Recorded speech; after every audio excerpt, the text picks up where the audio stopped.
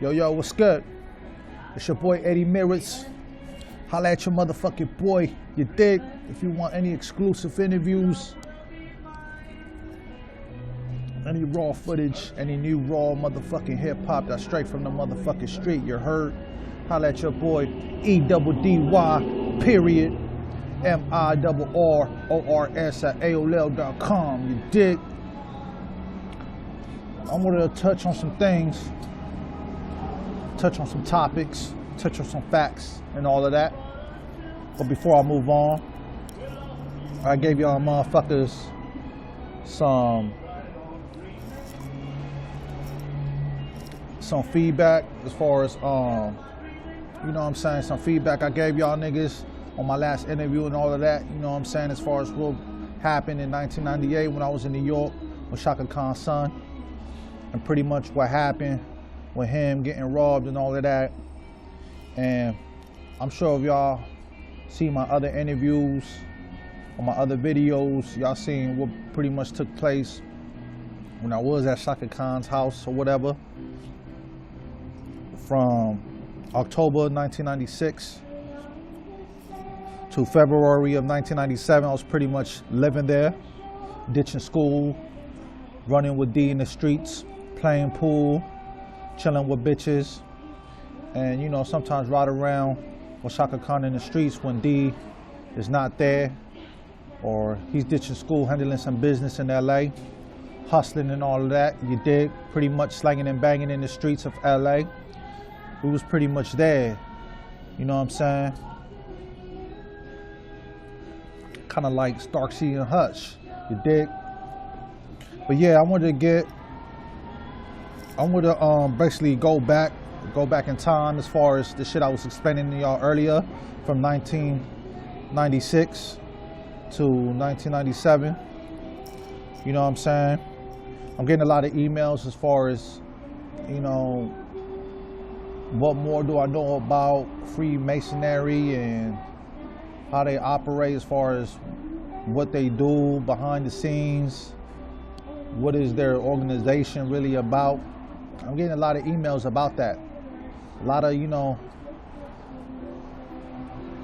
emails I'm getting, it got a lot to do with a lot of religious questions. As far as me touching on that topic, I told y'all, you know, I pretty much knew Chaka Khan's son, which is Damien Holland, from September 1996 to February 1997, because that's pretty much when I got locked up. But after I got out of jail, I was pretty much, you know, running with him again. You know, he got a hold of me after I got released from jail. But what I want to talk to you guys about is the shit that was going on before I went to jail, because I ain't really said a lot or touched too much on that topic, because I was upset when I was, you know, doing one of my interviews, and I was pretty much wilding out, and I wasn't really reading too much shit that was on paper, because I wanted like to, you know, express my feelings. Not pretty much my feelings, but pretty much express more of my mind, you know, express more of my mind to y'all, you dig? Anyway, as far as me having knowledge on Freemasonry, I seen things in the house which was kind of awkward, as far as, you know, me seeing how Chaka Khan lives, how the son lives, and how the bodyguard live, you feel me? As far as her daughter Malini and her mother, which is Chaka Khan's son's grandmother, they wasn't living there, you know what I'm saying? Let me just get that out of the way. They was not living there whatsoever. They was living in LA. They was living on the west side of LA. You know, it's kind of a distance from the west side of LA when you talk about streets like, you know, Fairfax and Pico and all of that bullshit over there, to the San Fernando Valley. So we was pretty much in the San Fernando Valley area, you dig? Not too far away from Universal City. Not in Universal City, but not too far away from it. You heard? As far as shit that I know about Freemasonry, I know they really have an addiction of moving people out of the way. Now, I know it's all kind of type of Masons and all of that, but I can't even tell you what specific Freemasonry they are, but you know what I'm saying? Because, you know, you got, like I said, you got like, I think it's like 5 different ones, 5 different type of Masons out there, some shit like that, you heard? But these bitches was pretty much, they was pretty much into voodoo, you know what I'm saying? A lot of voodoo, a lot of witchcraft, a lot of, you know, black statues laying around in the fucking house and all of that, you know what I'm saying? I didn't find it creepy till I started like absorbing more, not reading more, but pretty much absorbing more, you feel me?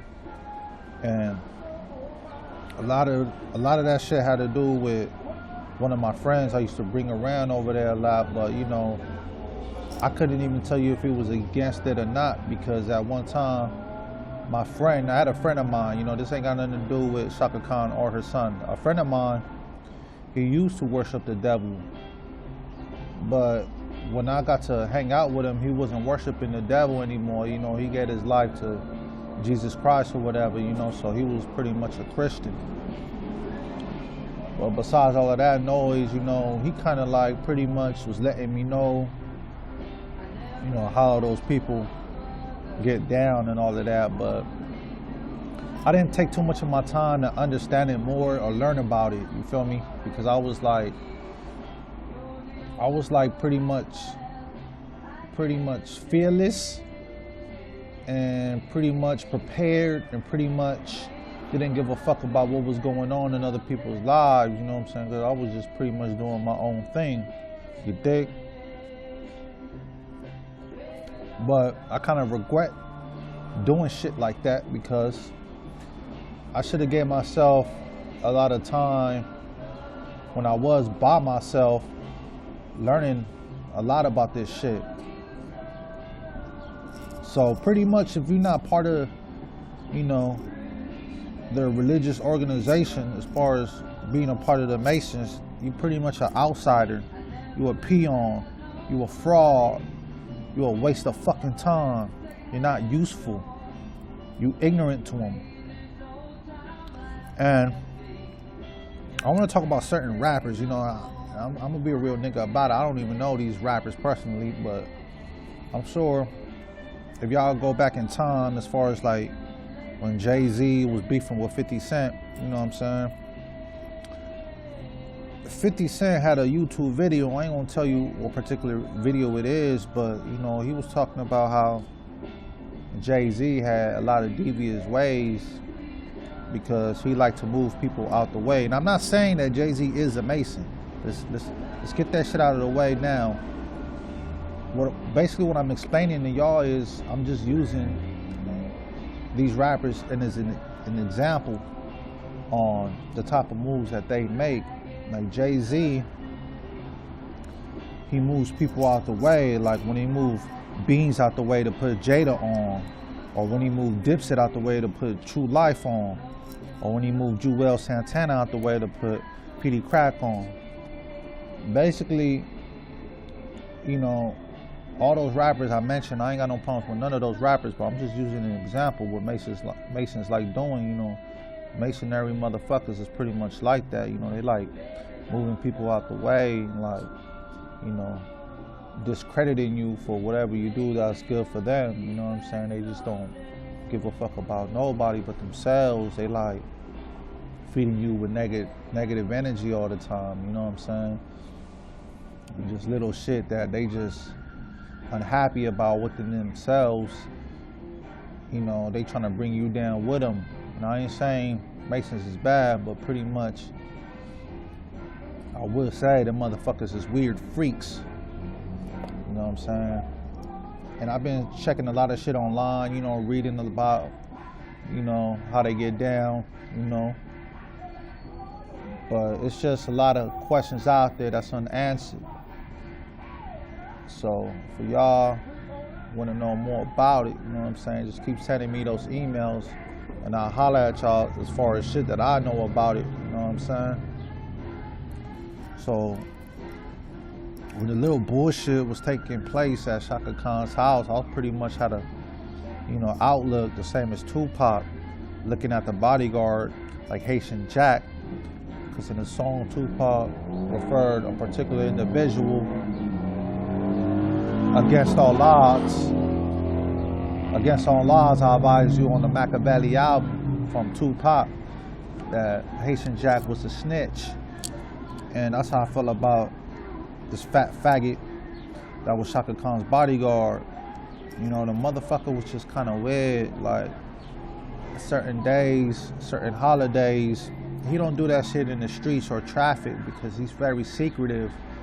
But he be cross-dressing a lot, you know what I'm saying? I ain't saying this because I hate the motherfucker, because I ain't gonna sit up here and promote violence about people I hate, but I can admit that I really dislike this asshole because he was just a funny style bitch. Now, this little fat fucker had a son, he was like a little fat hobbit looking motherfucker.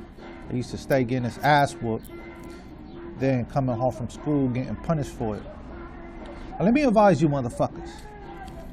I was going to Canoga Park High School with D, which is known as Chaka Khan's son.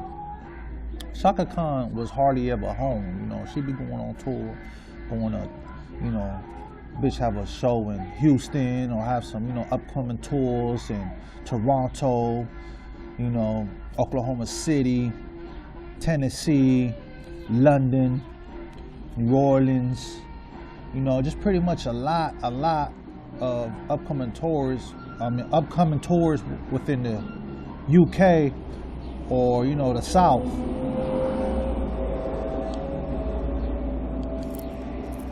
So, when she was home, I rarely seen her at the house, but the times I have seen her or talked to her, I remember those moments. Like it was yesterday, you dig? But I guess she let the bodyguard pretty much be the man of the house. I don't know how the fuck they was working that shit out when D was going to school before I moved in over there, but pretty much the fat fucker thought he was running the show. Now I'm talking about Chaka Khan's bodyguard, I advise you. He pretty much thought he was the man of the house because he was getting his dick sucked by this fat bitch. Pretty much he felt like he had, he was pretty much in control. He had authority. Could walk around the house half naked whenever he wanted to. And I think after a while, like, D kind of like bump heads a lot. As far as bumping heads, I mean, like, they used to, like, get into it a lot, disrespect each other a lot. And it was kind of a trip because even though I knew those assholes was both Masons, but it was just little shit that, that them motherfuckers didn't like about each other. You know what I'm saying? There was a lot of tension going on in the house. There's a lot of conflict, a lot of disputes over bullshit. So, Gary had a son that was going to school at Walter Reed Junior High. It's North Hollywood somewhere. He was going to school North Hollywood Junior High. And I guess their little routine, however Chaka Khan set the shit up, was Gary, which was the bodyguard, he'll wake up real early, you know what I'm saying? And he'll drop his son off at school first. But early though, when I mean early, I'm talking about like class. I advise you, class started like 8. So he'll be speeding, he'll drop his son off at school probably like 7:40, 6:45 or something, you know what I'm saying? Or if not, he'll take us to school first and drop his son off later. It was kind of weird because me and D started class at 8. He was in the 12th grade at the time. I think he was either the 11th or 12th, but I want to say the 11th. He was in the 11th grade. I was in the 10th grade, you know what I'm saying? So when I was in the 10th grade,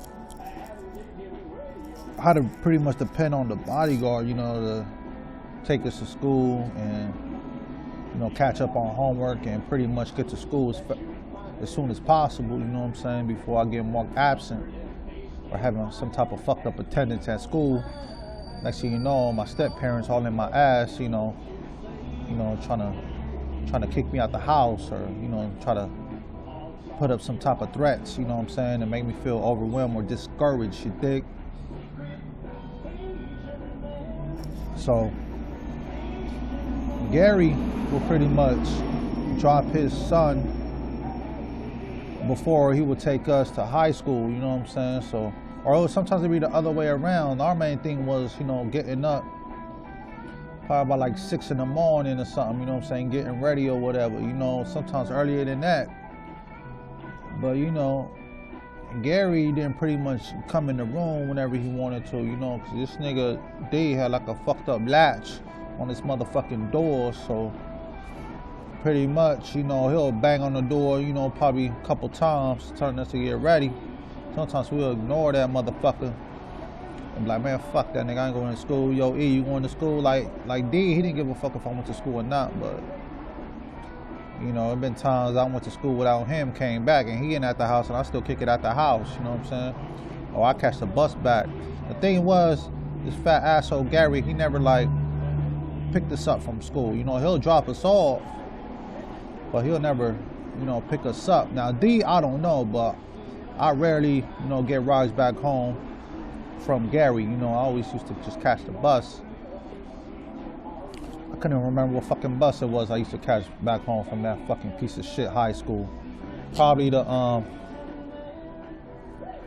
if y'all familiar with the Valley and the bus routes and all of that noise, I'll probably call like the 152 or the 165 or the 164 or, probably a piece of shit bus that run up and down Topanga Plaza Canyon. All of that.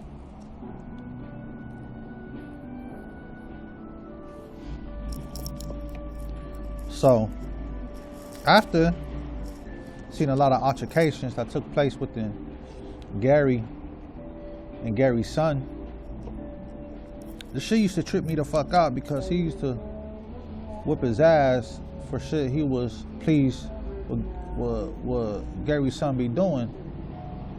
Now, I'm gonna tell y'all like this. I never knew Gary's son's name. Like, I knew it probably back then, but I forgot about that shit. I forgot the motherfucking name. All I know, he was a little fat bitch, nigga. I used to eat a lot of shit in the fucking house. I'm talking about pasta, Greek food, Cuban food, African and Indian food. A lot of groceries Chaka Khan will purchase and bring back to the house. Seafood, Haitian food, just all kind of shit the motherfucker would eat. Like this fucking fat shark looking motherfucker would eat 8 large pizzas if it came down to it. He was just a big greedy bitch. And I'm talking about Gary's son. Gary's son was bigger than Gary. These motherfuckers was just some fat freeloaders that had pictures of food in their fucking wallets. You dig? But besides all of that bullshit, I couldn't even tell you what Gary was. You dig? I don't know if the motherfucker was mixed or Mexican and Italian, or he could either fit both. He could either fit Mexican, Italian, Irish. He probably mixed with all three. Who knows? But I want to talk about what I'm about to talk about now in my other video, but I don't want to spoil the moment and give y'all too much. But a family member of mine, they said they seen a nigga on current affairs, probably about see, I want to say no, let me see, yo, probably 8 years ago or something like that. My cousin seen him on current affairs. I didn't even see the episode because I was locked up again. during that era. But I'm gonna touch on that topic on another occasion, on probably like another interview, because I ain't familiar too much with the dates, but I'm gonna give y'all all of that motherfucking shit on my other interview. Okay. While I was in jail in February 1997, like a lot of people was keeping the bodyguard and my stepmother's relationship very secretive.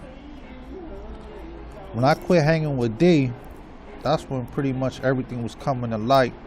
I got to talk to more people that was just used to be associated with D, and a lot of cousins of mine was just basically sharing their secrets with me.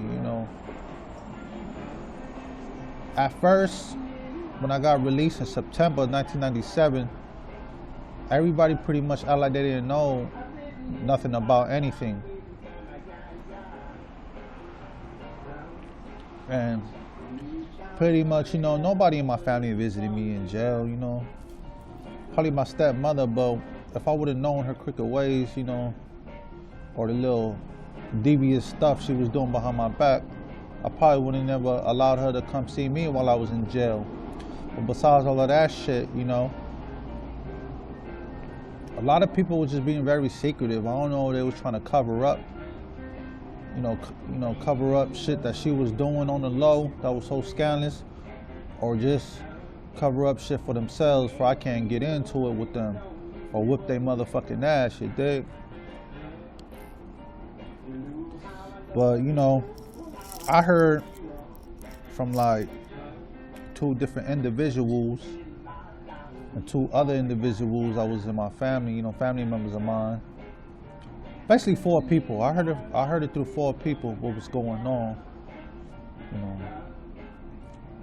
Back then, when pretty much me and D departed our ways, that's when everything was coming to light. Like it's an old saying, whatever you do in the dark comes to light. So pretty much, I started doing a lot of homework, I started pretty much being prepared for battle. So a lot of motherfuckers, let me straighten this shit out too. A lot of motherfuckers are sending me emails talking about, if it's true what I'm talking about, or can it be true, basically if it is, or if it's not, Like I ain't got no time to be wasting time with you motherfuckers explaining all this shit to you motherfuckers, This ain't no motherfucking Ripley's Believe It or Not, If y'all don't believe the shit I'm fucking saying, you niggas ain't gotta watch none of my interviews at all, And I ain't doing it for people that think I'm a liar. I'm doing this for my fans, because I got a lot of people out there, supporting my music, and all of that. So if it wasn't for them, I probably wouldn't be doing music or doing interviews, The point of me of doing all these interviews about this fat, crazy bitch is because I care for my fans as much as they care for me, you heard? And I just want to, get a lot of shit off my chest before I move any forward on pursuing my music career, you dig? So,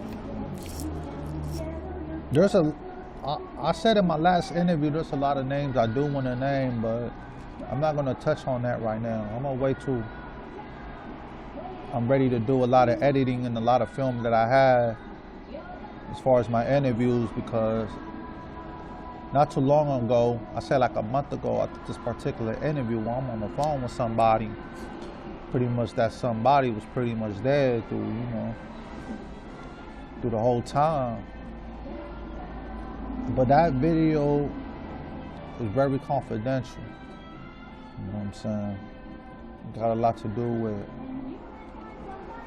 a lot right there. I'm gonna leave it at that. That interview got a lot to do with a lot of shit that was going on in the streets. But I'ma edit the film real soon. If I could give y'all like, you know, give y'all a good description on what the fuck I was talking about. You heard? Oh man. So yeah. Okay. December of 1997. I could name y'all, you know, the people that was staying near Chaka Khan. You know, behind Chaka Khan's house, Martin Lawrence was staying back there. And next door, that was on the same side of the street where Chaka Khan was living at, was Jose Offerman. I never knew who the fuck Jose Offerman was till I met his daughter, you know what I'm saying? Jose Offerman had a daughter. I'm not gonna put out a name, you know what I'm saying? Because if I do that, you know, pretty much everybody in the valley either gonna hate on me or they gonna probably want to kill me if I put out Jose Offerman's daughter. If I had a respect for Jose Offerman, Jose Offerman was, you know, a baseball player. He played for the Los Angeles Dodgers. You know, I don't know if the nigga was good or bad, but from what I hear, you know, he was pretty much solid. You know, he was a good team player, you heard? But Jose Offerman, you know, he used to live on the same side of the street next door to Chaka Khan. And behind Chaka Khan's house was Martin Lawrence. Chaka Khan used to trip me the fuck out because on certain like holidays, I don't even want to say certain holidays. I want to say like, you know, during Christmas or, you know, probably like when it's getting close to Thanksgiving. I want to say mid-November. You see a lot of shit, you know, different in the fucking house. Motherfuckers like to dress half naked all the motherfucking time. Evenings and nights. Nothing positive about their attitudes whatsoever. During those moments, Chaka Khan taking showers in the dark. You know, I didn't really understand why Gary wanted me locked up. Either he wanted to fuck Chaka Khan in the ass, tired of me and D picking on his son, wanted to fuck Chaka Khan's son, or wanted to fuck his own son in the mouth. I couldn't really understand or tell you why this fat asshole wanted a nigga, you know, locked up so bad, you know what I'm saying? Because I pretty much kept it real with the bodyguard and Chaka Khan's son during that whole time. So, you know, Chaka Khan's son, he pretty much reached out to me when I got released, you know, but none of them motherfuckers didn't help out the situation whatsoever when I was going through a lot of fucked up shit in my life, you know what I'm saying?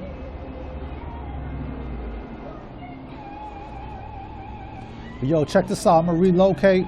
I see the sheriffs rolling by a lot, you know what I'm saying? And you know, I'm pretty much on a run right now. But keep that on the low. But yeah, if you want any exclusive videos, any exclusive music, holla at your boy. eddy.mirrors at AOL.com. Once again, that's eddy.mirrors at AOL.com. If you want any of that raw motherfucking footage, you dig? I'm gonna relocate. I'm gonna get with y'all as soon as I find another location that I feel comfortable with. So y'all stay tuned. You heard? Peace.